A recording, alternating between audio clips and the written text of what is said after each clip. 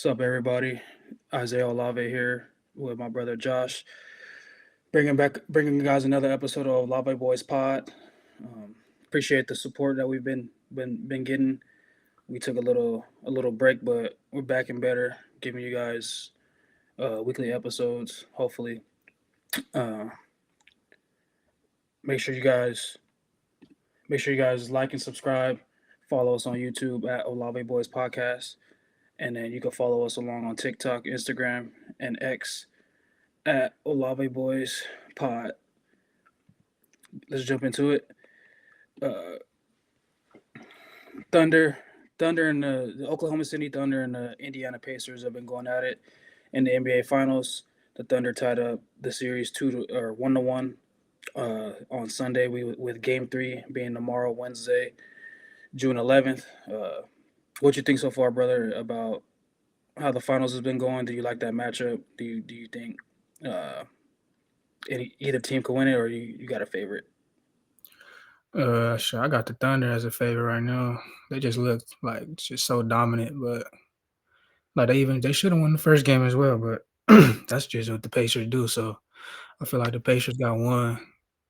They got one that came to them, but I think the Thunder can handle this easily because they just got too much talent, a lot of defense.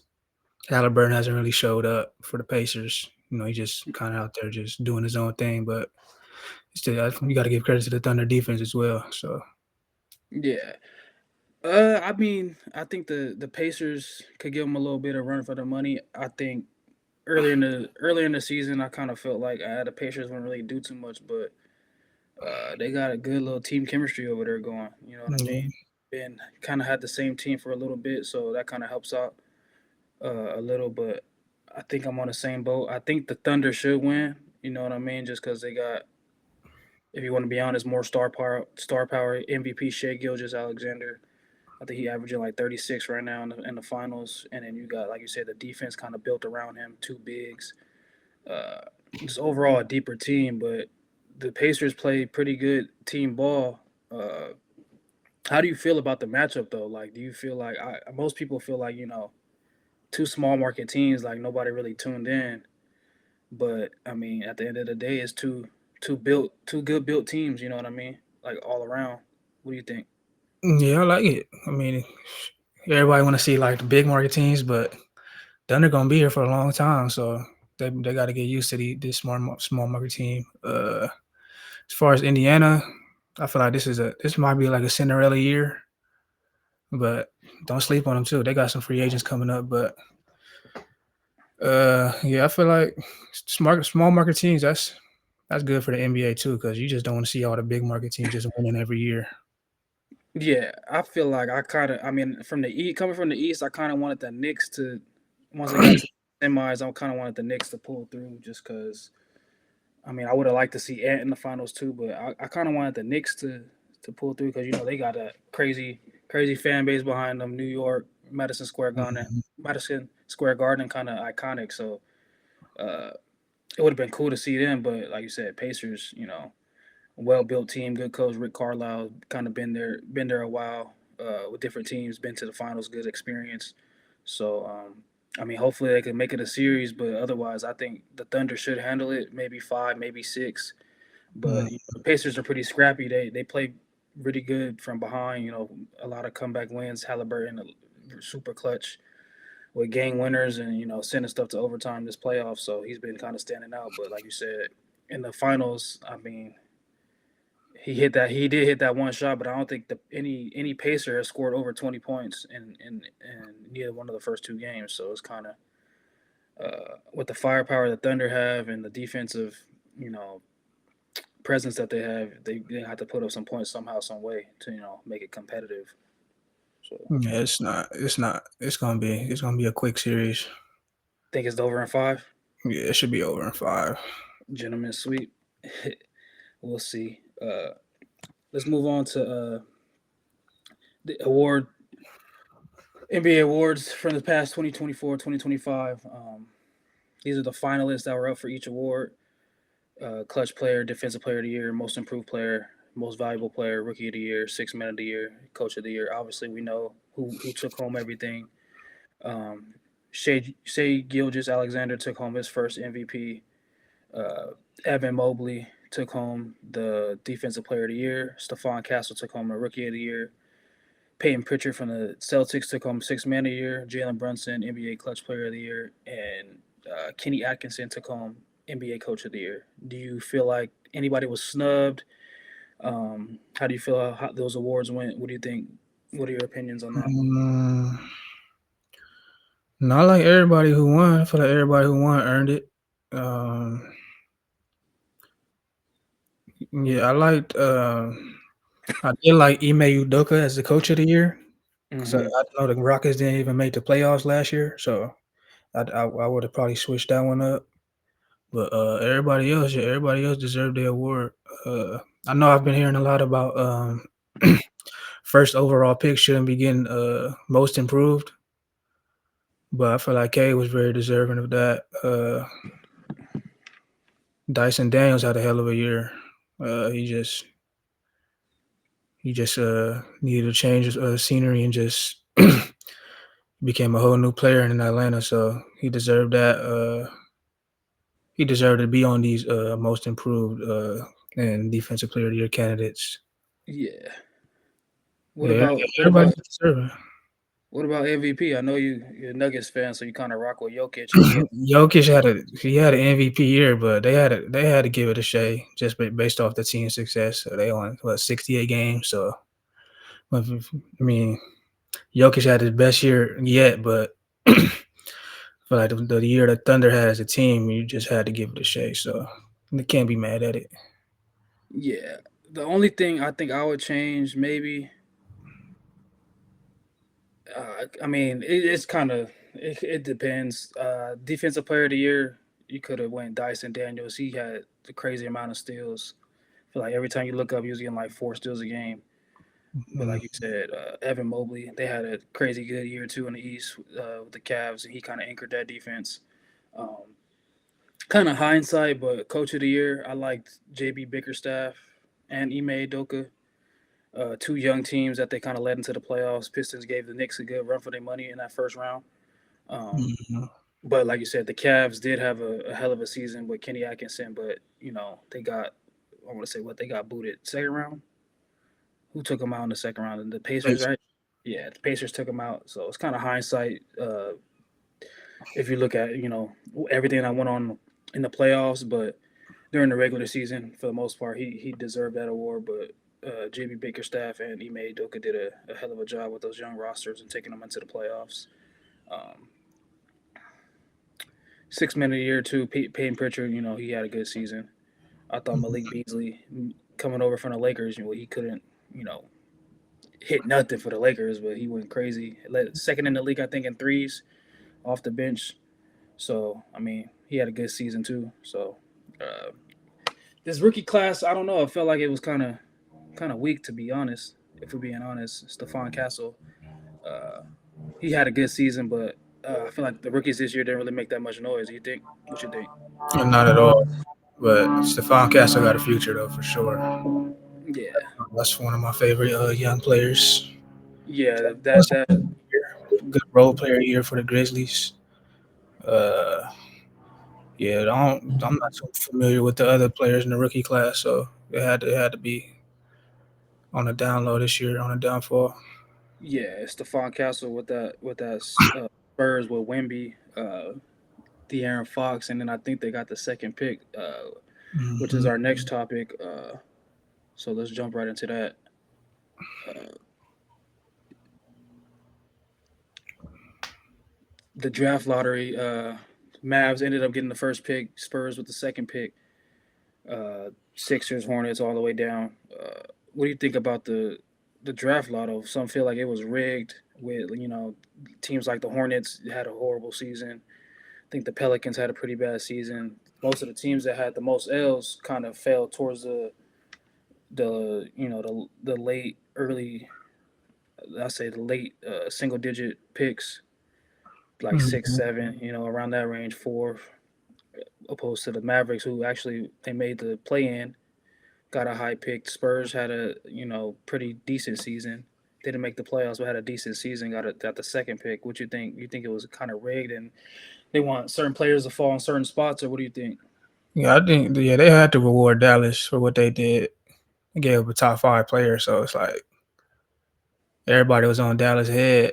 So they had to do something for them because they just let Luka walk, and then shoot, you got ticket sales probably was falling, so they had to do something for him. Yeah, that only I feel like just off those first two picks, that only makes the West even crazier next year. You know what I mean?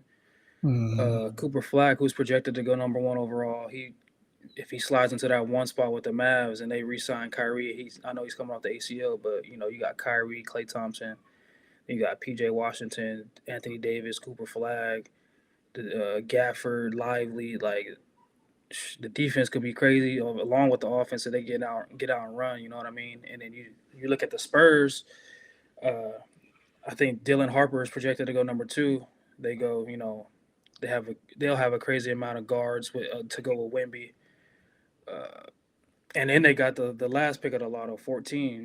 They can get a nice little player too, like a big or something probably. So you got the Spurs and the Mavs building up their rosters. Uh, Yeah, like Spurs Team gonna Heat. well Dallas. I mean, I feel like Dallas should be depending on when Kyrie get back. They should be a top. I feel like they'll be a top 4 seed in the West. I do feel like they probably need a point guard. They need a trade for Kyrie when Kyrie is hurt. So I say like they can get like a Drew Holiday, somebody like that. Uh, they'll have a great year. But I mean, only all these teams only got a couple years till the Spurs just take over the league. Because I know I see them coming for sure. If they get Harper, Wemby's just he's ridiculous. So as soon as if they trade for KD, I could see them. I can see them going some places for sure. Yeah, most definitely. What do you think about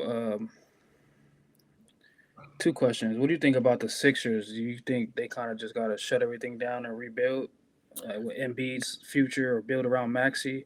See what they can get out of PG because he had Um, a down year. And then the second question is, well, let's just keep it on the Sixers for now. What do you think about the they Sixers? was they was hurt. They was hurt last year, so I wouldn't put too much on last year. I could see them getting Bailey with this third pick. So plugging him in at the 3, maybe 4. Then they have McCain hurt and PG. So I mean, they should have a decent year. I don't see them making too much noise in the playoffs, but I see them making the playoffs for sure. Yeah, I wouldn't rebuild yet though. yeah, they probably got. I mean, probably this last year. Then, if you think about it like that, like you said, they did have a bunch of injuries. McCain, good from long range, could stretch the floor. Then you got Maxi, young up. Now I want to say up and coming young superstar. MB got to stay healthy. PG, he got to get back to his, Indiana, turn back the clock. Indiana, OKC, early Clippers. PG. Hmm. Um, and then they got Grind. They ended up getting Grind for the Mavs, who was doing some damage. I don't know what his contract situation is, but if they return all those pieces and just everybody's healthy with that third pick, they could make some noise, like you said, in the East. For sure. Um, the next question I had was Charlotte. What you think about them? I mean, Lamelo Ball. He's a young superstar point guard, but kind of hurt every season. It feels like Charlotte's always drafted in the top five. Honestly, Yeah, top three. they gotta just trade all their good players now at this point because They they're gotta not just getting think they gotta rewarded. go like the OKC route and just get as many draft picks Yeah, because I mean they losing all these games, then they just not getting rewarded with not even a top 3 pick every year. So it's like you losing for nothing because you're not gonna draft nobody that's gonna change anything around. I mean Brandon Miller's a hell of a player. Lamelo Ball, obviously. I've been saying this though, but Lamelo be a perfect fit in Denver. picks. I've been saying that for since You think perfect fit, started. or you think just because you a mad? Oh, he'd be a perfect Jamal Murray. He just So Be what's the consistent. trade? What's the trade for to Denver look like for Hornets in Denver? I mean, it depends how you look at LaMelo and Jamal Murray, because most people would say they pretty much even, but LaMelo's probably younger and hasn't. I mean, they've both been injured a lot, so I would glue that straight up if I'm being honest. Uh, Lamelo for Jamal? hmm I don't You know. think that's fair? I think the Hornets need a little more than that. You know what I mean? Probably a Just couple send them picks, over. a bench scorer or like a shooter or something. Denver ain't got no bench scoring at all. I Yeah, bro, mean, that's gonna work out. I don't. Yeah, I was nah. LaMelo in Denver though with Jokic would be something else. Yeah, that would be kind of tough. Good pick and roll game. Two flashy passers. That'd be crazy. Um, I guess last little question on this NBA topic before we move on to the NFL. Uh, who do you see? I know we kind of mentioned the Spurs and the Mavs as up and comers. Who do you kind of see in the near future, kind of making that like OKC type roster build where they you could see OKC or like even the Celtics, you know what I mean, building through the draft, couple superstar players where they got like a large window to where they could bring home a title or two. Who do you see up and coming? Um, I like Detroit. Yeah, I like how they. I like how they looking. I like Houston as well. I feel like Houston. Amen Thompson. If you build around Amen Thompson and probably Sengun, make a few minor tweaks to the roster. See what Jalen Green does this year. But Amen Thompson, I really think he gonna be a top 5 player in this league in a couple years probably. And then Yeah, same with Cade Cunningham in Detroit. So those two teams, they really got to make no like big trades. They just got to stick with what they got, yeah, stick with their nucleus, and then build from there. They both gonna be some dangerous teams, but at the same time, like you still got to see Wemby, like he gonna take over. I see it, but see he gonna I see him winning at least five championships. 5 chips. That's crazy. Yeah, I We'll mean, see. I how old mean, is he right now? 20, I think 21? so. This was his second year, so he came in at what 18, so probably 20. Some Yeah, he pretty gonna young. put the right pieces around him. It's over. Them and OKC probably gonna go at it for some years. And Houston, I see Houston in there. Minnesota probably in the West. Those 4 teams probably young. Uh, Yeah, yeah, we young teams in the West that I see going at it for some years. yeah. Uh, Unless they get Luka some help over there in LA like, after LeBron retire. not for sure. I think kind of those. I think, in my opinion, kind of those fringe playoff teams. You know what I mean? Like the bottom 8, 9, 10 seeds. Um, kind of like a one player away. Like you mentioned. Like I mean, the Rockets are a high seed, but if they can get like a Giannis, that one superstar to go with that young talent that's built around. You know what I mean? I really don't Mhm. think they have the right now. They don't have the 3-point shooting in Houston, but Mhm. get like a Giannis, couple shooters around them with that young core. They obviously have to give somebody up to get Giannis. Um, Team like the Rockets, even like you said the Pistons. I love the Pistons. They play really hard. They're pretty young too. I think they just need that one kind of like older superstar veteran. You know what I mean? Like you said, like a Giannis, like a KD, uh, but not too old. You know what I mean? Mhm. Um, Even like you like I like I like a lot. I like the Magic a lot. They're not on this list right here, the Lotto teams, but I think they're like a superstar veteran away. You know what I mean? Paolo's kind of like that young superstar. I think he needs like you got Franz Wagner, who's a good little running mate, but I think they just need like that point guard or like that guard to go with them. You know what I mean? But I I like like Suggs too. yeah, Suggs was just hurt last year. You know what I Yeah, he was mean? hurt. I think they need like shit. If they can get Drew Holiday, that'll be kind of dope. Or Yeah. like even like John Morant. You know what I mean? I know it's hypothetical. Some of these superstars might not get traded, but just throwing people together. It sound kind of crazy. This shit, Lamelo to Orlando will be kind of smooth too. I think, in my opinion. But Orlando's another one of those teams that kind of needs 3-point shooting. You kind of seen in that series they had with the Celtics, they kind of didn't really have no. They was kind of letting them shoot threes. But I think Orlando, Pistons, and like you said, Rockets are teams to look out for. Maybe even Toronto if they can get a superstar. You know what I mean? There's talks about them getting KD and Mm. Giannis, KD and Giannis. So we'll see. We'll see what happens with that. But So with Jason Tatum hurt next year, like who do you see in the East that's going to I don't know. make stars? The East is kind of ever since Braun left, it's been a new team every year. So I mean, this looking at this just the lotto list. This, like you said, the Sixers was banged up. If they get healthy, they could potentially win the East. I You think think the the East is wide Celtics. open? Yeah, the East is gonna be wide open. And then the Celtics are gonna have to. They're gonna have to let somebody go because they get into that little second apron with the salary cap. And they're not gonna be able to afford everybody. So I think Drew Holiday or Porzingis are up or out of there. Maybe even Derek White, but I mean they can't afford everybody. They got I think 6 or 7 players making over 20 million. So it's gonna be interesting to see who they let go of and how they rebuild. Uh, but I mean, and then see how the Knicks bounce back too. The Knicks, I thought this was their year to take it for real, but uh, Mhm. they just fired their coach Tom Thibodeau. So see who they hire if they make any changes to their roster. Um, Knicks got a shot. Sixers got a shot. The Celtics are still gonna be good even without Tatum. I think. Then you said you got those young guns, Orlando and the Pistons. So the East is You wide don't open. like, you don't like Cleveland?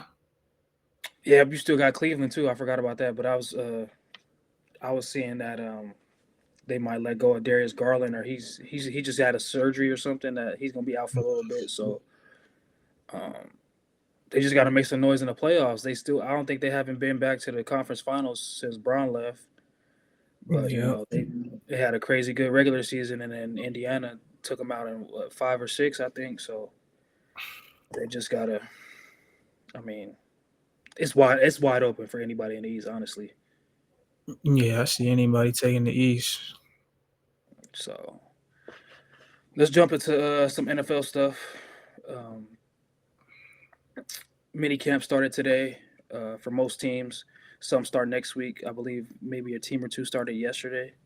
Could be wrong on that, but mini camp started today. Specifically, the Saints, who we have ties to, with Chris being there. They had a first mini camp today with AK and some of those vets. Tyron returning for the first time with the new staff and stuff. Um, some news kind of been bumping around across the league. Jalen Ramsey is not going to be in Miami. He's trying to look for a trade partner. Jair Alexander was just released by the Packers, I think yesterday or the day before. Maybe yesterday. What was that? Monday, June 9th. Um,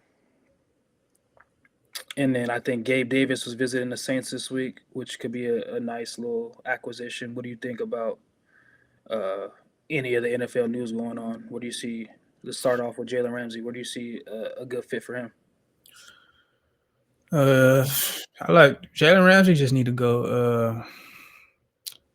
Any contender for real. He'll make a difference. I could see him like probably going back to LA, the Rams, or I could see him back in with the Niners. Uh, but anywhere he goes, he gonna make a difference. So Yeah, that would be. I mean, I think he's. I think that's kind of what it's looking like. That they're projecting him to go back to LA. I don't know where he's at in the stage in his career if he wants to, win or continue to make his bread. But I think shit, the Raiders need a cornerback, so he would be a nice little addition there.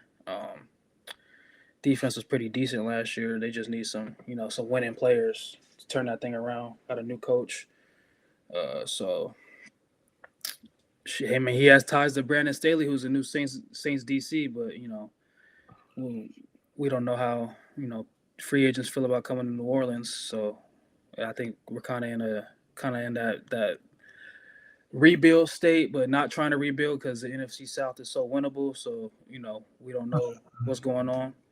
So, but I could see Jalen Ramsey, like you said, with the Rams going back to the Rams.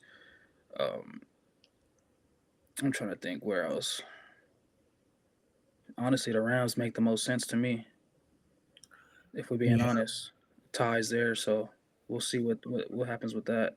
Jair Alexander, what do you think about him? I know he's been kind of banged up the last couple years. Do you feel like he seems like he'll probably go to a contender though? What do you think? yeah, I can see. Yeah, that's another player. He's just gonna make a difference when he actually on the field. So I mean, I've been seeing a lot of people say the Eagles, which I don't understand how they got all this money. But Sign everybody.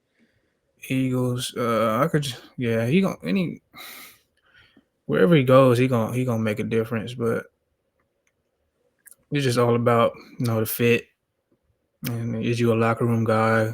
Like you said, Yeah, are you still trying to get paid or are you trying to win? Those are the type of things. But I think Jair's just trying to win at this point. Uh, yeah, anywhere he goes, he gonna make some noise. So yeah, for sure. I think, like you said, those contenders, maybe like a Vikings. I know that's a division rival of the Packers, but he fit good with the Vikings. I think the Vikings they kind of have a cornerback hole. mhm. I could see maybe the Ravens or even like a team like the Bills. You know what I mean? That's kind of like I wouldn't say one player away, but like they kind of need like an impact player on defense. You know what I mean? Yeah.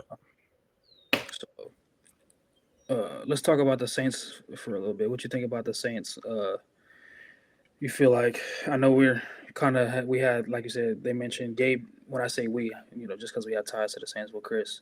So they had Gabe Davis visiting. They had mentioned Asante Samuel Jr. as a possible cornerback fit. Um, any potential free agents that's still out there that you feel like could help the Saints out and impact the team? For sure, a big receiver. I like Gabe Davis a lot. Young too, so I think he only like 26. Yeah, he's So 26. he'll fit right in with the offense. I feel like he'll be a great piece. On the defensive side, I feel like they do need one more corner. So Asante Samuel would be a good fit. Um, yeah, those are good fits. And then any anybody that could just help. Any additions? I've been seeing a lot of Jameis Winston. Do feel like they need a veteran quarterback still. Just a locker room guy, and I feel like he'll bring some great energy to those young quarterbacks and just to the locker room period. So Yeah, he's good. He's good vibes. He always been good vibes. mhm. Always show love when after Yes. they to us and pops and even like when his little son was running around and playing with Josiah when we went to the first couple games, the first couple years when he was in New Orleans. So his family's great family, good vibes. I think he'd be a great fit to the locker room. Shit, and like you said, he's already been there, so it's chemistry with most of those guys in the locker room. Mhm. Um, I do like the Sante Samuel Jr. Just because he has ties to Brandon Staley, played with him for the Chargers when he was the head coach. And then him and Alante are very similar. He could play in the nickel. Alante could play in the nickel.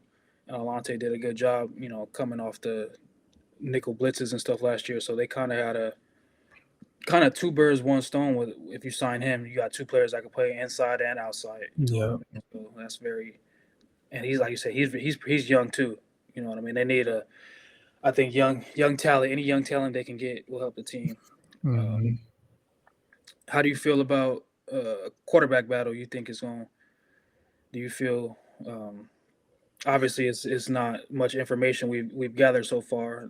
We do know it's quarterback battle mainly between Spencer Rattler and Tyler Shuck, who was a second round pick.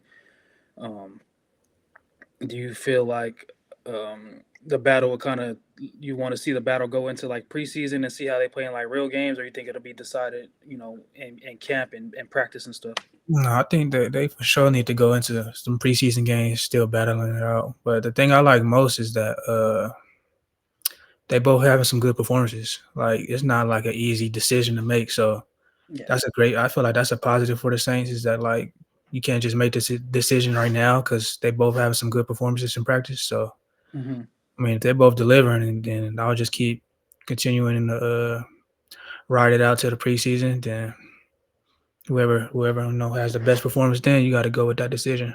Yeah. The thing I like that the Saints did this year was that they kind of, I mean, I know it's not like the sexy pick, but they still trying to build up the O line. You know what I mean? They took Kelvin Banks with their number 9 pick, and kind of moved Trevor Penning into guard, moved Fuaga back to his natural spot at right tackle. So they're one thing for these young quarterbacks they have battling out is the line is getting shored up, slowly but surely. You know what I mean? Investing a lot of capital into the O line. Hopefully Trevor Penning could kind of make that maybe like Mekhi Becton did for the Eagles, bump from tackle to guard and have a hell of a season. You know what I mean? Mm-hmm. With that Eagles staff coming over, maybe he can solidify himself as a one of the top guards in the league. But one thing's for sure is the O line will be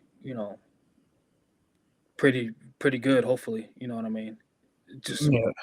Yeah. hopefully those guys can stay healthy because they've been banged up a lot of injuries to the Saints overall. But that's one thing we got to focus on is try to keep these guys healthy and seeing what we can do. Yeah. Uh, Jumping into some high school stuff. I coach high school football in San Diego for Mount McGill out of Spring Valley. We had SDSU passing camp week 1. A bunch of teams from all over Arizona, LA, different parts of the West Coast came out and competed in the 707 contest. With the 3 brackets, Sierra Canyon took home the bracket A championship. Um, Centennial out of Arizona took home the bracket B, they were actually in our pool. Um, and then Lincoln out of San Diego took home the bracket C championship. What do you and Dad kind of popped out and was watching for both days, Saturday and Sunday? Did you see any talented teams? Did you see any talented players that stood out? What'd you think? There's a lot of talent for sure that was there. Yeah, this is just a lot of talent. I like obviously I went to Mission Hill, so I like can't remember his last name, but he just got offered by San Diego State. Uh Yeah, Braden, hell of a player. Then obviously you guys, Mount McGill, y'all just got a ton of athletes. I like what's his name? What's eighth grade dude? T Money, Yeah, Tamarion Williams. he gonna be some in a couple years for sure. Like, if he puts some muscle on, he should be one of the best athletes in the nation. So yeah, it's a lot of talent everywhere. It was a lot of competition. It wasn't really no like blowout. So um yeah, that's Yeah, just from my perspective, like you said, there's definitely a lot of talent from San Diego, from Arizona, um, from LA area. mhm, Obviously, we played that Centennial team that took home the bracket B. We might have been their only loss, and we beat them by 1, and that was a thanks to Tamarion interception in the end zone on the last play mhm, to get 2 points. So that's how we beat them. But they got a lot of athletes for sure on that team. So I think they won it. They ended up winning state last year in Arizona, so they're gonna have another hell of a season. Um, Good looking kids, built, look like they'd be in the weight room, athletes. So they're gonna have a good season. Obviously, Lincoln took home the bracket C. They always have a good team, good athletes. Coach really good by Coach Dunn, Coach Dede, Coach Carter, and Coach Bashif. They do a good job over there. Probably an open division contender this year. And then, like you said, Sierra Canyon, who's a powerhouse out of LA. They got a couple commits on their roster. I know they got a corner that's going to USC. So, um, but other players that stood out to me, um,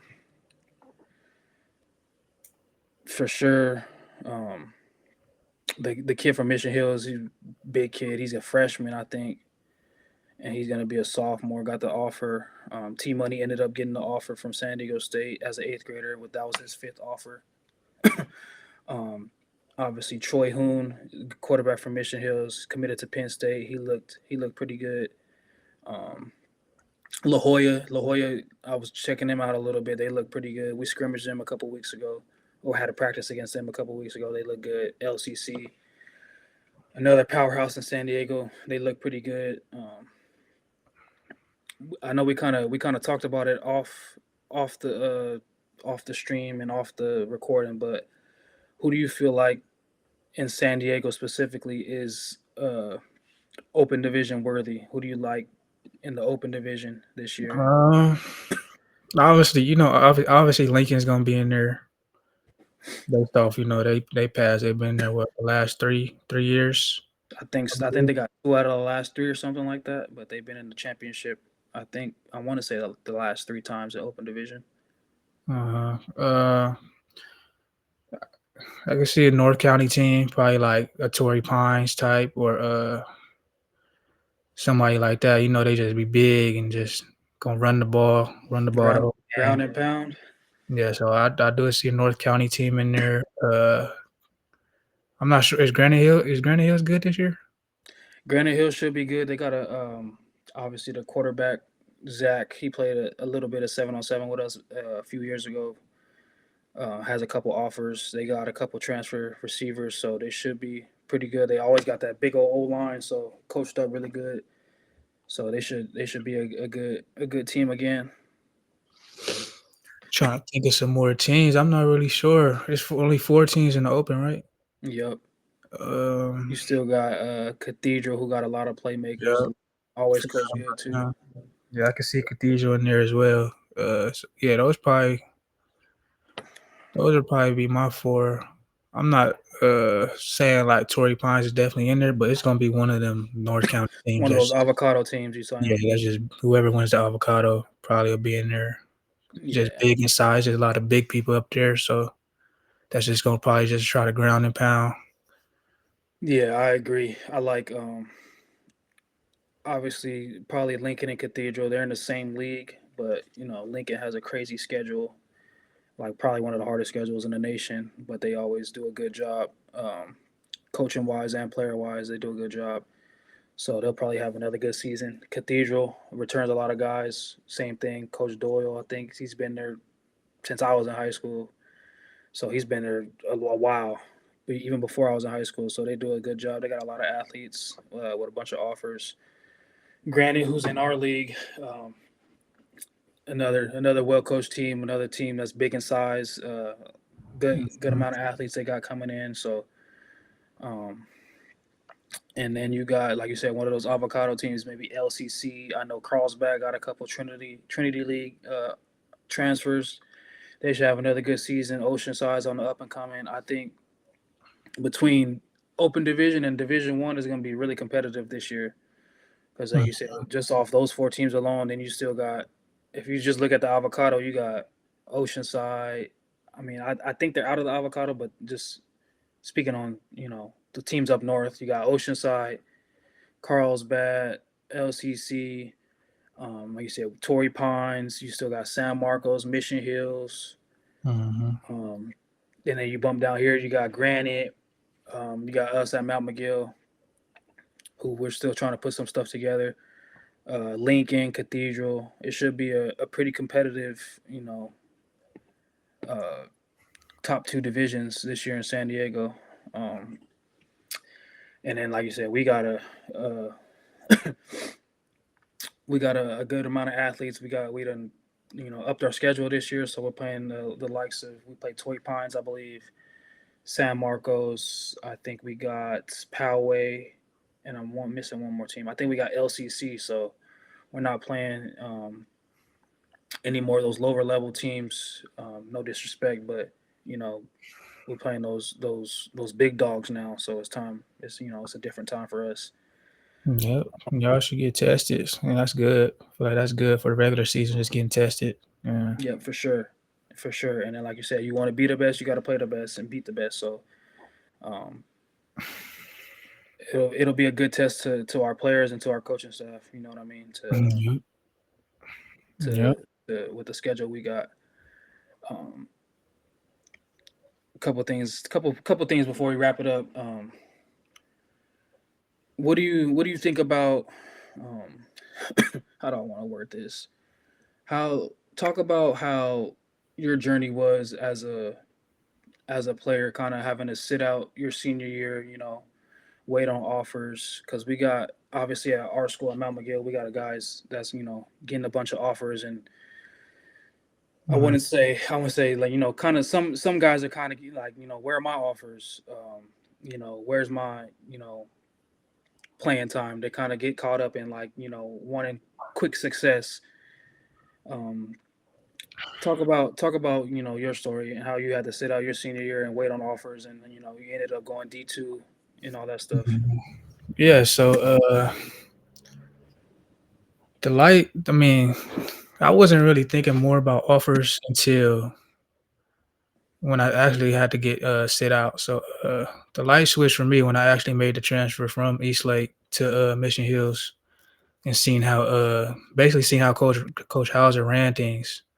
And Coach Hauser, man, he's a hell of one of the best coaches I've ever had. So even though I didn't actually play for him, like I practiced with him, so I consider I played for him. But yeah, when I made that switch with Hauser, he basically have even though I wasn't playing, he'll basically have, get me out of class with every school that came to the school. So I was basically talking to every school that because we had the 5-star quarterback, Hmm. Jack Tuttle, who was a junior at that time. I was a senior, so every school that basically talked to him, they was talking to me as well. Even though I was a senior, they pretty much all they offers was pretty much off the table. They pretty much had their class. It was basically just getting me familiar with the recruiting game because at East Lake it wasn't really much no schools coming through there. So when I got familiar with that, you feel me? I just feel when I got familiar with just talking to coaches, um, I didn't really care what division I or what division I wanted to play for. I just wanted to play college football. So when them opportunities came, I had they had three three Division II offers. Um, it was either a route of JUCO or going one of them schools, and I chose Azusa Pacific. I just felt like that was the right fit for me, but it wasn't really about the division or just going D1 because y'all know some people just want to go D1, don't really care for them lower level offers. But for me, it was just the opportunity to play because then I trusted my skill set, so I know I can get on the field early at Azusa. So I had some, and then I ended up having some great success at Azusa Pacific, going making two all conference teams, and then making that transition to the FCS level, going to Weber, in which I didn't play much there, but I was just that was the COVID year, so my head was it just wasn't in it at that point. But it was a great transition for me to Yeah, see you know but higher level guys play, yeah, and but like you said, um, you kind of forge your own path. You know what I mean? You mhm, didn't go down anybody else's path. You wasn't looking at anybody else's success. You kind of just due to your circumstances, you was dealt a bad hand. Had to sit out your senior year, which you probably would have ended up going D1.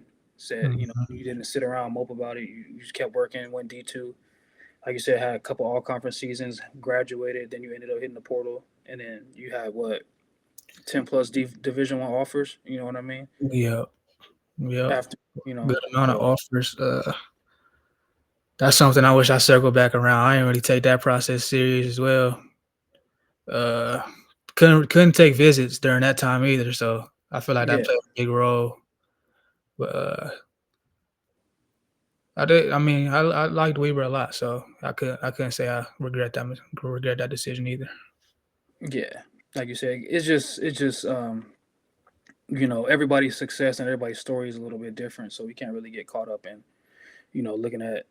everybody else's path. You had a brother, Chris that went. We had a brother that went Division 1 Ohio State, and then shit, we went. I went FCS, you went D2, and then went FCS. So it's kind of at the end of the day, different paths, but we kind of all ended up in the same success. Not to the success of Chris, ended up in the NFL. But I mean, I got my shot. Rookie minicamp tryout. You kind of went to Weber, kind of figured out like, hey, I'm kind of done with football. Let's move on. Mhm. But you got the shot to go D1, and that's kind of at the end of the day, like you said, we forged our own path. You know what I mean? Yep, yep, and that's I feel like that's nowadays, you feel me, like, I do know I could kinda notice a lot of, these high schoolers just that they just looking forward to those D1 big schools, and some might not even play there, and that's why a lot of people now is just you'll see them in the portal after 1 year, so I feel like that's the issue right now, like, there's nothing wrong with going to them Hmm. lower level FBS schools. You ain't gotta be, it ain't gotta be FCS or D2, but there's some lower level FBS too that could, put your name out there. You could make it to the league any way you want. But if you just want to chase that your biggest offer, then you feel me, it's gonna be some portal, and then some people might not even finish school or finish football or even graduate because making that just football decision at that point. Yeah, that's kind of like the situation where we kind of try to preach like the kids patience and just trust the process. Coach V and the staff at Mount McGill, they do a great job. Getting a bunch of different schools coming out deep, whether it's D1, NAIA, all that stuff, all the way down to come out and look at our kids and get them college opportunities. So um, we got a bunch of, like you said, we got a bunch of talent in the program. So some of these kids get discouraged, after a couple practices or one little tournament to where they're not getting the playing time that they want. But they, at the end of the day, they got to realize, some of them are still freshmen, some of them are sophomores. You still got 2 or 3 years to develop, and with the Mhm. track record of Coach V and some of the guys on the staff, myself included, and Coach TJ and Coach JD and just a bunch of guys we got on the staff, like we get guys to college. You know what I mean, and they're Mhm. prepared for college. So um, trying So to trying to preach. a question for you though is I know you guys get a lot of at Mount McGill, there's a lot of people with some offers, but you a coach, so so like these players well. Hmm. So would you say like I see some guys I see some guys with like some big offers, Hmm.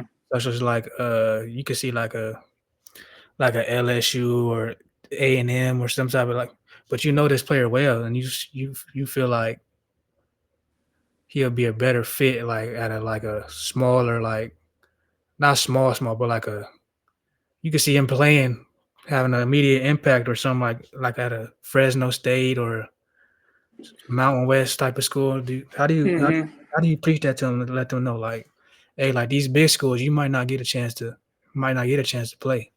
I think it just depends on the player and the situation. You know what I mean? Like kind of like well, most for the most part, some of these schools kind of just offer, you just throw out offers, but some of the times they're not committable. But it's something like, Mhm, oh, we're gonna offer this kid just in case our number one or number two kid can't make it. So then we have that relationship already. mhm, So sometimes at the end of the day, like you might have that offer from like LSU or Alabama, but you might be that fourth guy on the pecking order, and if they get, they might have one or two spots, and if they get those top two guys, and your offer is no longer, then you got to bounce to somewhere else. mhm, You know what I mean? So that's kind of, you gotta have those relationships with coaches. You know what I mean? Just, you don't never want to do nobody dirty. So if you get like a LSU or something, but you got like a, the next day you get like a San Jose or a San Diego State, like you don't want to be like, oh, I got LSU. You know what I mean? Because mhm, if LSU gets those top guys, then what do you have left after that? So you want to kind of build that relationship with SDSU and San Jose and some of those smaller schools. But to answer your question, I think it's just dependent on player and fit.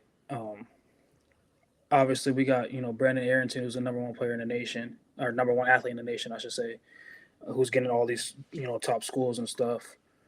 Um, a guy of his caliber, he can play anywhere in a nation just Mhm. based off his athleticism, his size, his strength, and all that stuff. And then we got other guys that committed to like Boise State and San Jose State. But like I said, it's just dependent on the player. You know what I mean? Fit for them. Um, could maybe AJ Logan and Paris Vernon went to like a bigger school? Yeah, maybe. But like you said, you don't want to get buried at the end of the depth chart, and then you end up hitting the portal and end up at you know those schools anyway. Mhm. So um, I think it's built based off best relationship, best fit. Those players fit those kind of those schools very well. And then if you do end up, I think it just some players end up going to like those LSU's and Alabamas and stuff, and then just bouncing back. You know what I mean? But it's also a good experience because you get to see like what high level football is. You know what I mean? So I'm not. It's kind of two sides to it. Like it's cool to go there and get the experience and then bounce down, but then also it's kind of like, all right, am I really gonna play here? Because they're going out and recruiting the top players every year in the nation. You know what I mean? So Mhm. it's kind of just dependent on fit and what the coach is, what the player, what the family see best. You know what I mean? Kind of just different stuff. And I'm glad you brought it up about the family too, because I know NIL is getting bigger and bigger as well. So how do you control, like, I know some families probably in some tough financial situations. Hmm. So it's like I know some family members might have an impact on their child or they people's decision based off just like the NIL package. Yeah. I mean, like you said, it's just different family situations, different factors that play into that. But I know for like a situation like us, you know what I mean, with Chris, mom and dad weren't really struggling for money, and Mm, then dad was kind of like, man, Chris, I ain't really tripping if you go to the league after your third year or if you go after your fourth year. You know what I mean? So I think it's just dependent on family structure, family dynamic, and their economic status. But at the same time, you don't want to go chasing those NIL dollars and get a quick 200,000 when you can make 100 million in the league just by right.